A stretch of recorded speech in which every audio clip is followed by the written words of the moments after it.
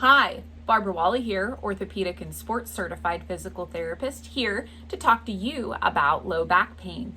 This is our third part of a four-part series speaking about low back pain.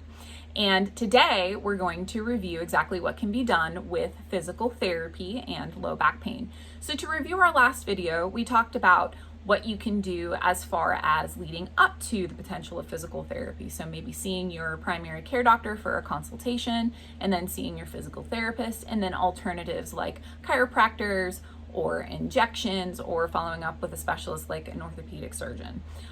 Today we're just going to focus on physical therapy, and I'm a physical therapist, so this is my wheelhouse.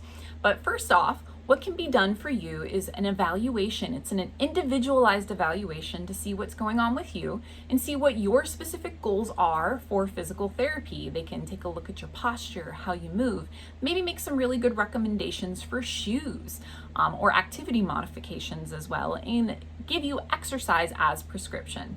And when you do physical therapy, just remember that it tends to be a less permanent solution. Say if you try surgery and if it's not successful, that's something that you can't really reverse. But at least with physical therapy, if it's not successful, you're not really in the negative at the end of the day.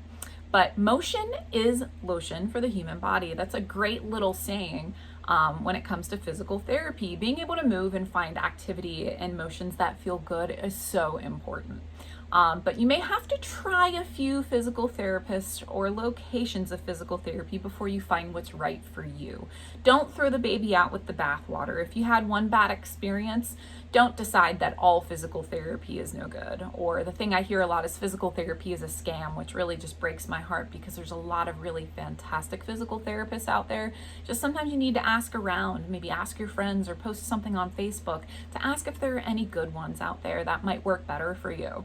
But some treatments that tend to be really effective can be cupping. Cupping is where they use the suction cups, and they use that to increase the mobility of your skin and your fascia and the tissues below. Dry needling, which is using really thin needles like acupuncture to actually insert into the structures below the skin. Taping, kinesio taping or other taping methods tend to be very effective.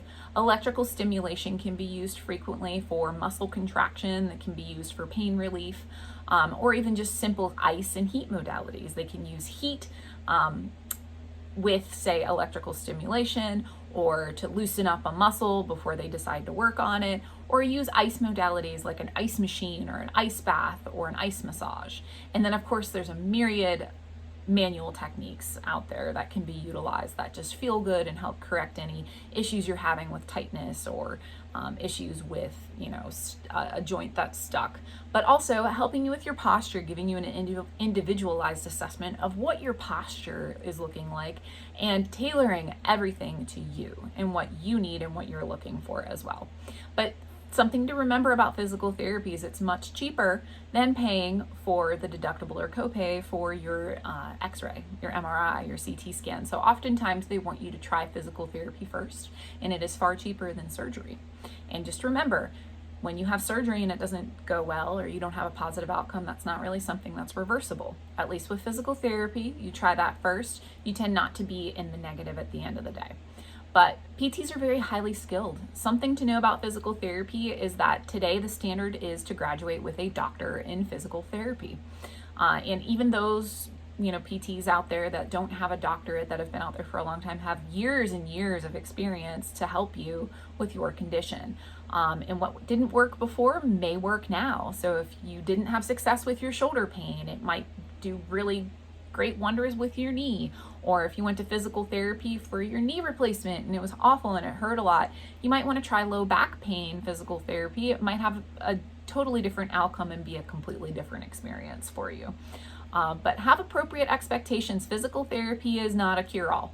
It tends to help maximize function and maximize benefits, but don't expect it to be a cure-all. And that's something that a physical therapist can help you with, is to understand exactly what your expectations are and what is reasonable. And you are an active participant in your physical therapy as well, which is glorious. You don't have to feel so helpless when you're dealing with low back pain, when you actually have some exercises and some things that you can do and understand about your low back pain and your pain journey. But in summary, physical therapy is a wonderful application of medicine today. It tends to be, an easy method that can be very, reversible, so to speak, versus surgery. And there's so many different options: cupping, dry needling, taping, electrical stimulation, ice and heat modalities, manual techniques, and postural assessments that can really help you with your pain journey. But please join me for my final video, the fourth video of 4 videos speaking about low back pain.